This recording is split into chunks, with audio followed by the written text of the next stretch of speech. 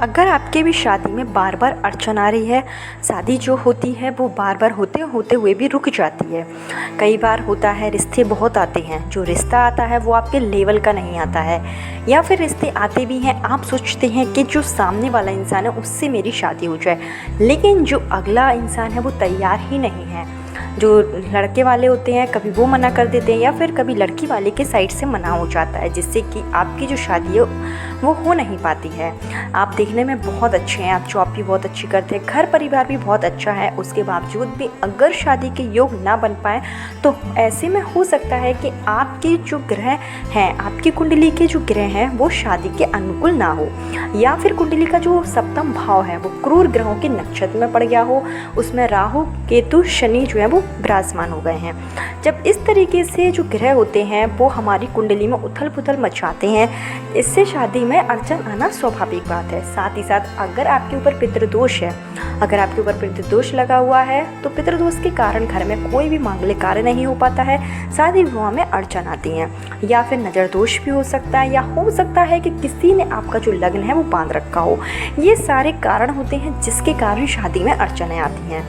तो अगर आपने कई उपाय कर लिए हैं, कई आपने पूजा पाठ भी कर ली है, लेकिन आपको अभी तक उसका फल नहीं मिला है और आपकी जो शादी है उसमें लगातार विलंब आ रहा है, माता पिता हैं उन्होंने अपने बच्चों के शीघ्र विवाह के लिए कई उपाय कर लिए हैं, लेकिन अभी तक बच्चों की शादी नहीं हो पाई है और माता पिता बहुत ज़्यादा परेशान हो गए हैं। खास करके जो माँ होती है वो अपने बच्चों के लिए बहुत परेशान होती है, क्योंकि हर माता पिता का सपना होता है कि उनके जो बच्चे हैं उनकी शादी सही उम्र में हो जाए, और बच्चों का सुखी वैवाहिक जीवन देखकर सबसे ज़्यादा माता पिता को प्रसन्नता होती है। तो हर माता पिता कुछ ना कुछ उपाय करते रहते हैं, पूजा पाठ तो करते ही हैं जिससे कि उनके बच्चों की शीघ्र विवाह हो जाए।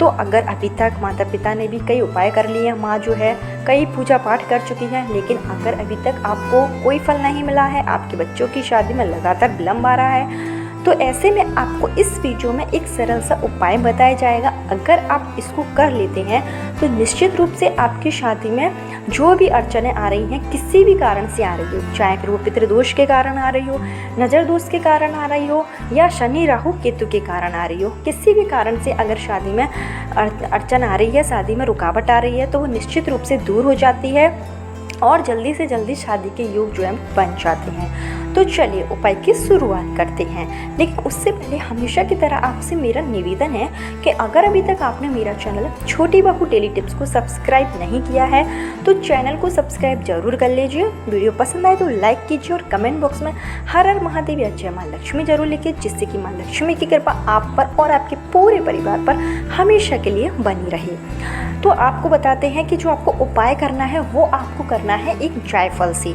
जायफल जो कि ज्योतिष शास्त्र में एक महत्वपूर्ण स्थान रखता है। हमारे ज्योतिष शास्त्र में जायफल को एक विशेष स्थान दिया गया है।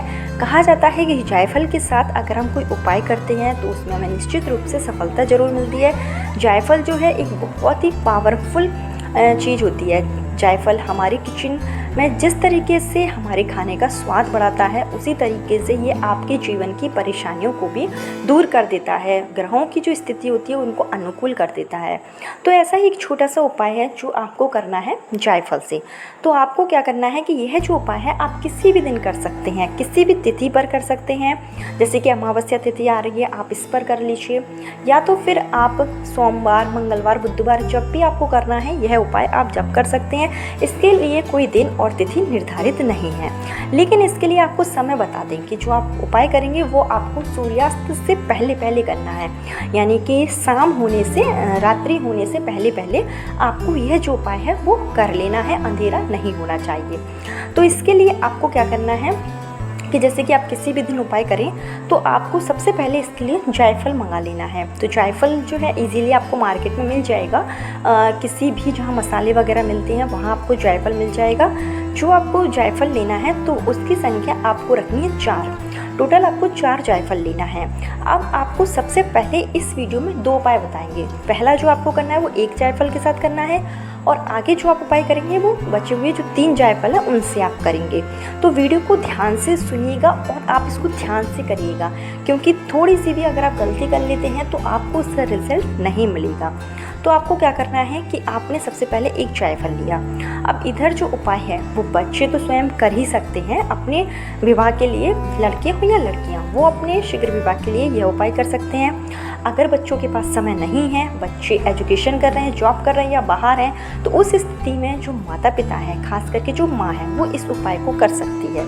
तो आपको क्या करना है, एक जायफल ले लेना है और इस जायफल को, जैसे कि अगर माँ कर रही है तो इस जायफल को बच्चे के सर से पैर, मतलब सर से लेके पैर तक आपको इस जायफल को 11 बार क्लॉकवाइज डायरेक्शन में घुमाना है। क्लॉकवाइज डायरेक्शन मतलब सर से लेकर पैर तक घुमाइएगा।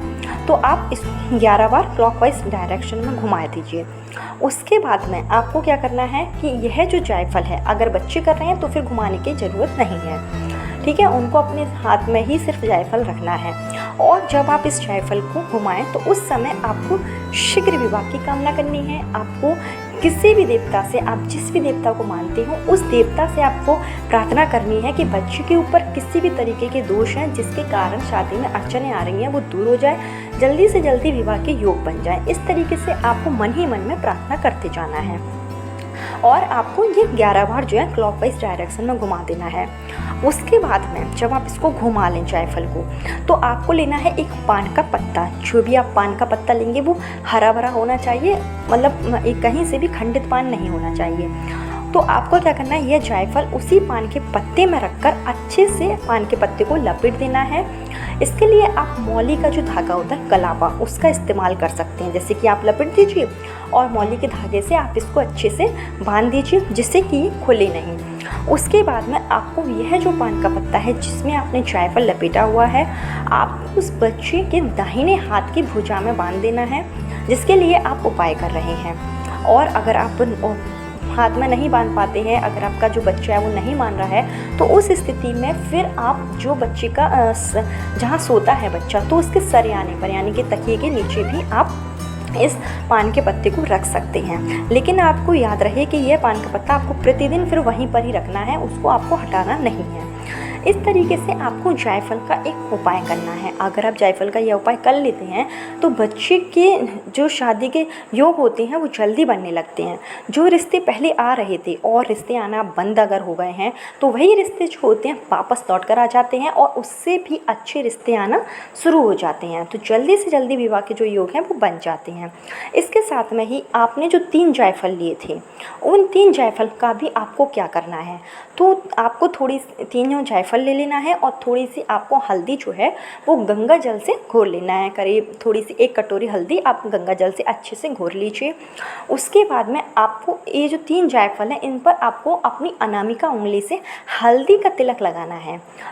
सबसे पहले आप पहले जायफल पर एक हल्दी का तिलक लगाएंगे और आप शिव भगवान से, भोलेनाथ से प्रार्थना करेंगे कि हे भोलेनाथ, हे शंभु, हमारे ऊपर या फिर हमारे बच्चे के ऊपर जो भी पितृदोष है जिसके कारण मांगलिक कार्य नहीं हो पा रहा है, शादी में अड़चन बनी हुई है, तो पितृदोष को समाप्त करें। फिर आपको दूसरी बार टीका उठाना है और दूसरी बार आपको अनामिका उंगली से जो दूसरा जायफल है उस पर आपको बिंदी लगानी है, यह कहते हुए कि हे प्रभु, हम मेरे बच्चे के ऊपर जो भी नज़र दोष हो वो समाप्त कर दीजिए। इसी तरीके से आपको जो तीसरे जायफल पर जो तीसरी बार आप दोबारा से हल्दी उठाएंगे और आपको तीसरी बिंदी लगानी है, यह कहते हुए कि हे प्रभु, हमारे बच्चे के ऊपर अगर किसी भी तरीके का कोई दोष है, शनि दोष है या राहु केतु दोष है, तो ये समाप्त कर दीजिए। जल्दी से जल्दी विवाह के जो योग है वो बना दीजिए। इस तरीके से आपको 3 जायफल पर 3 बार आपको, मतलब तीनों जायफल पर आपको हल्दी की बिंदी ये बोलते हुए लगा देनी है।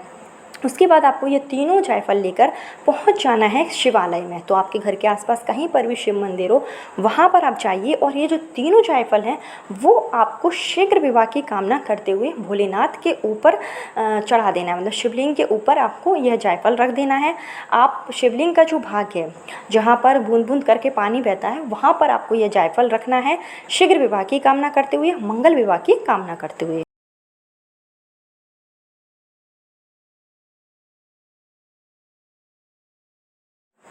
और इस इस उपाय को आपको सिर्फ एक बार ही करना है। आप जब एक ही बार ये उपाय कर लेंगे तो आप देखेंगे कि आपकी जो भी परेशानी होती है विवाह से संबंधित वो धीरे धीरे ख़त्म हो जाती है और जल्दी से जल्दी विवाह के योग जो हैं वो बनने लगते हैं। अगर आपको लगे कि एक उपाय करने से आपको ज़्यादा कुछ फल नहीं मिला है, आपको ऐसा लग रहा है और आपको उपाय भी अच्छा लगा है, आसान है, आप कर सकते हैं, तो फिर आप इसको 2 से 3 बार रिपीट भी कर सकते हैं। 2 से 3 बार आप सेम इसी तरीके से उपाय कर सकते हैं, क्योंकि किसी भी दिन करना है तो आप ये उपाय जो है वो किसी भी दिन 2 से 3 बार कर सकते हैं। आप देखेंगे कि आपकी जो भी समस्या होगी, जो भी दोष होगा आपके ऊपर, जो भी नेगेटिव एनर्जी होगी वो निश्चित रूप से समाप्त हो जाएगी और घर में मांगलिक कार्य की शुरुआत होने लगेगी और शादी विवाह के जो योग है वो बन जाते हैं।